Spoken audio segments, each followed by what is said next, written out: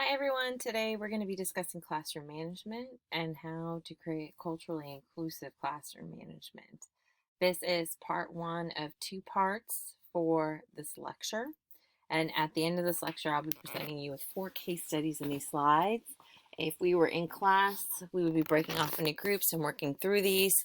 But since we don't have class, we will use those as our discussion board this week. Classroom management. Classroom management is a staple for any teacher's recipe for success. And think about why. Think about times that you have sat through a class that was completely out of control, or you entered a classroom that was complete chaos. What was not happening during the class? What was not happening during the class was your students weren't learning. You could have the most perfect, amazing lesson plan for that day, but if your students don't have the tools to participate in that, which might be a lack of classroom procedures and understanding of expectations and other main staples of classroom management, then that lesson is not getting taught. I'm going to tell you all a little story. I was in a first grade class for a science lesson since I teach science education at Nichols State. And this teacher had the most amazing lesson plan to teach how sound travels in waves. And she was going to have her students make kazoos, and it was fantastic. Unfortunately, the majority of these students did not have a very good pre-K or kindergarten experience where strong classroom management was instilled. And so for the majority of the lesson, she had to remind her students the rules of the classroom. And this was in November. This was not in September. This was not in October. This was midway through the first semester. And the lesson was fantastic. But I could tell that more than half those students didn't get that lesson because they were either being reprimanded or they were getting distracted by other students' poor behavior. How does cultural responsiveness apply?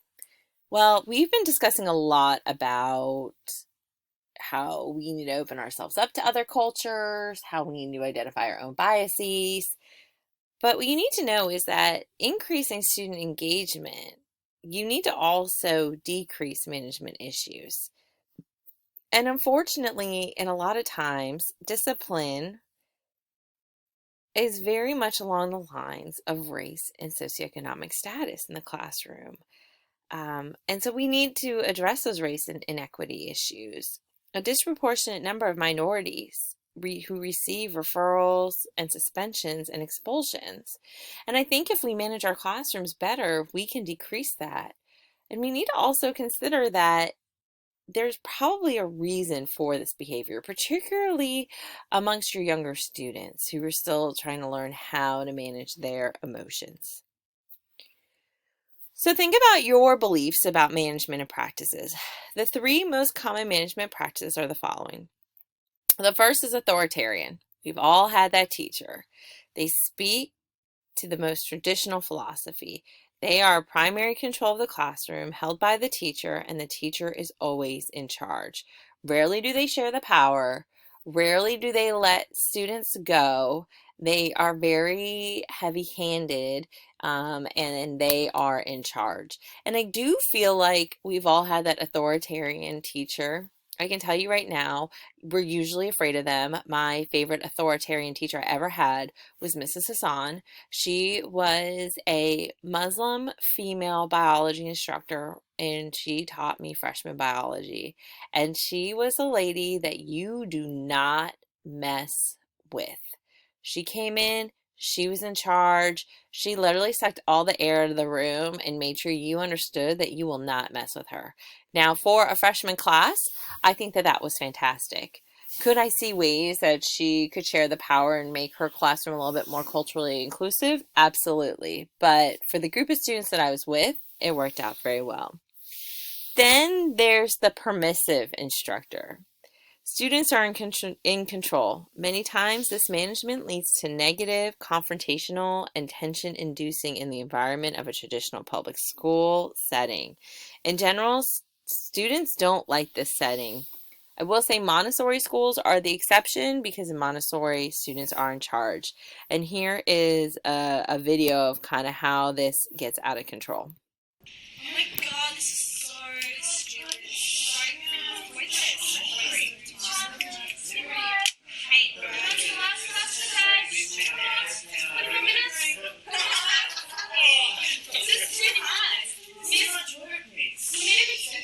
I'll help you out and do an extension. It's also hard. Like, how am I supposed to do this? It's too difficult. I don't want to do it.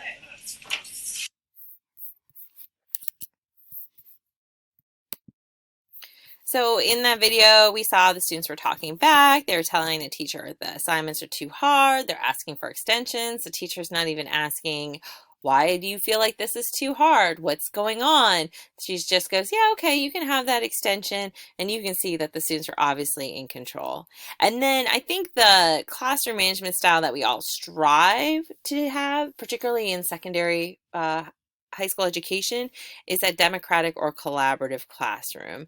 And this best aligns with being culturally responsive. That democratic management is a collaborative process whereby a safe, comfortable environment that is conducive to learning is present. Adults facilitate the process, but students participate. And obviously, that's what we all strive for. But I think something that you need to think about is every group of students you have is going to be very different. Your first period might need authoritarian, and your third period might need democratic or collaborative. And your honors classes or your gifted and talented classes, you might be able to have more of a permissive classroom management style. So every group of students is going to be very different. So in your observations that were due in April, like what did you observe? Think about that. What type of management did you observe in each classroom? Was it authoritarian, permissive, democratic? Did the professor or the teacher flow between the management styles? I think that's really important. Sometimes you need to be authoritarian during a lesson, and in other times you can be a little bit more democratic or permissive. Do you think about specific types of assignments or courses where one management style would be better than others?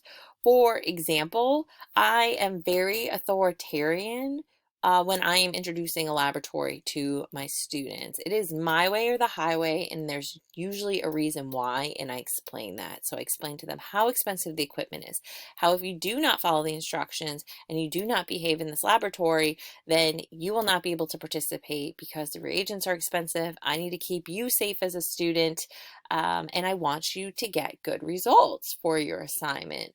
Other places, I feel like I'm a little bit more permissive. For example, when leading a classroom discussion, I find that I'm a little bit more letting the students go, or if they are working on individual projects or collaborative projects. And then most of the time, at least in 441, I hope you guys feel like you're in a democratic classroom. And if you don't, let me know because I'm always here to improve my own classroom management. And you also have to think about, like, with each group of students, will your classes respond the same way? I can even tell you amongst my education majors who I need to take a more authoritarian versus democratic route in my management.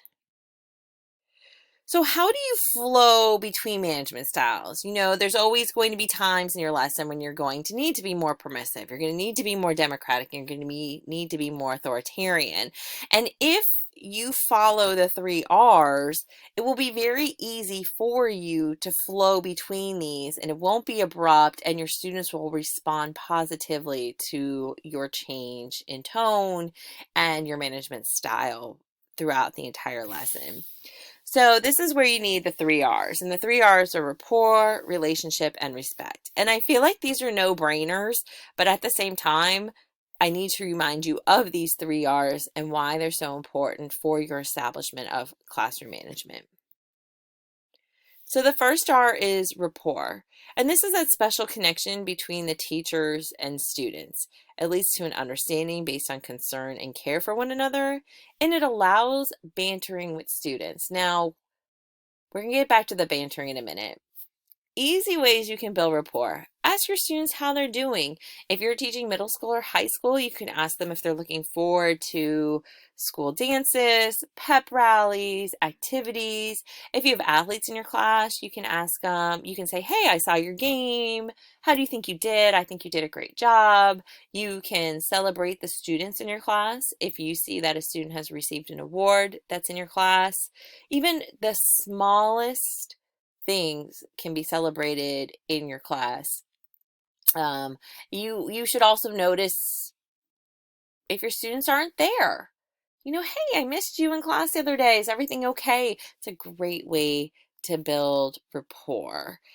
Ways I like to build rapport is I come into class a few minutes early and I like to ask you all how you're doing.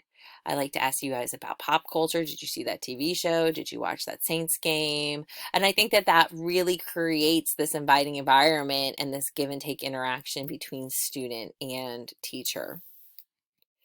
You also need to build relationships with your students. And I feel like I am now like hammering this into you and you're like, I got it. I need to get to know your students. Your relationship, this is an essential component to classroom management. Relationships lead to trust from students. Some of you will be the only positive male or female or however you identify, you are going to be the only positive role model in that student's life. You may be the only consistent human being in that person's life that is positive. And so you really need to take advantage of your ability to build a relationship with your student and build that trust. Trust liberates the teacher and to the student to be what they need to be in a given moment. What does that mean?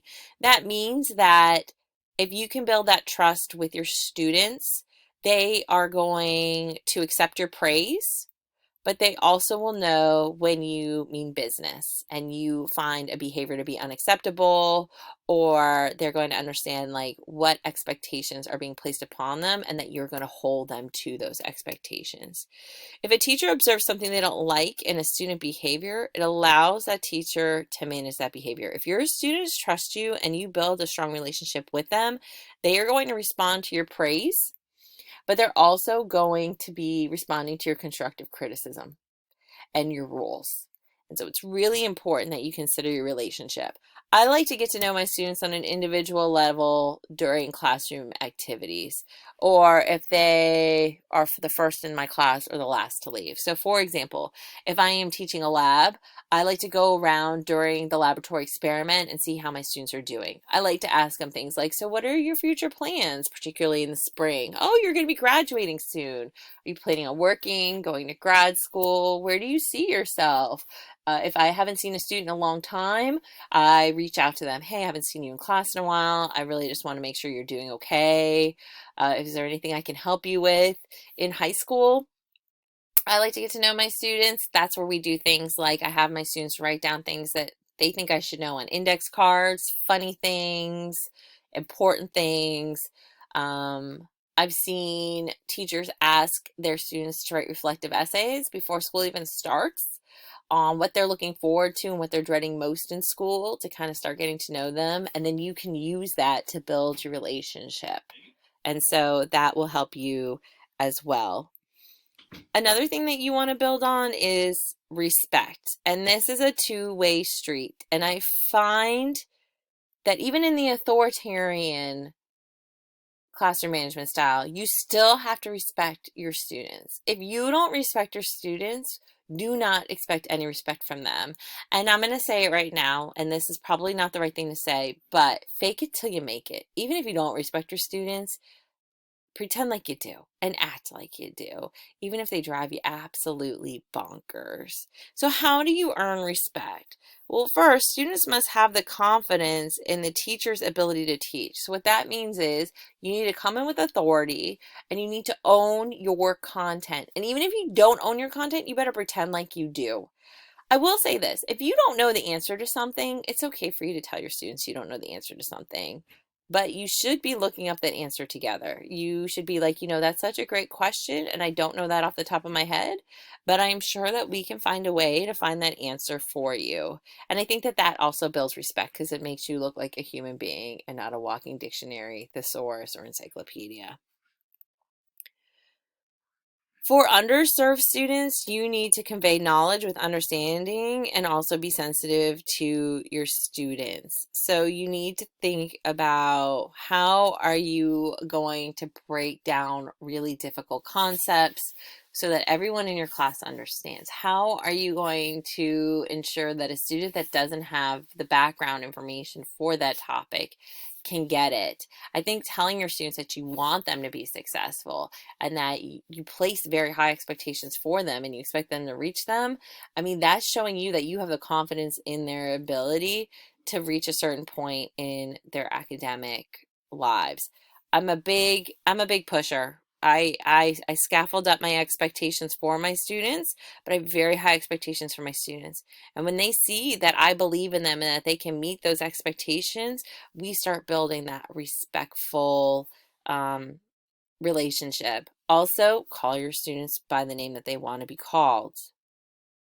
Be kind to them. Be respectful. Yes, ma'am. Yes, sir. If you expect that from your students, you better be giving it back to them. I think that that is a tremendous way of showing your respect to others. Looking your students in the eyes when they're speaking to you.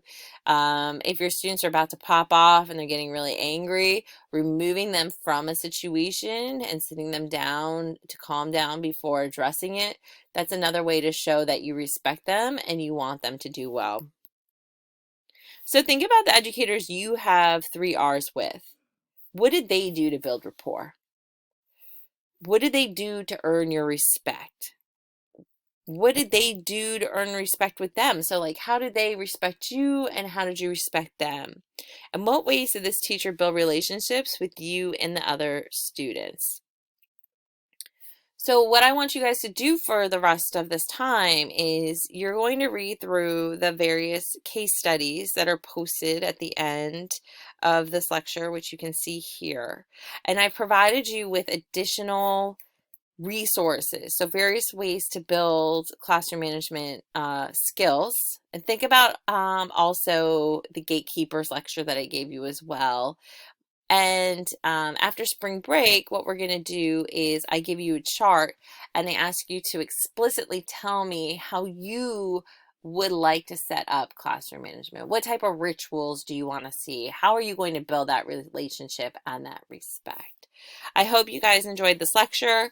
I hope that you feel like you have the 3Rs with me. And if you feel like I could improve in certain ways, by all means, send me some feedback and take care of yourselves and stay healthy and have a wonderful break.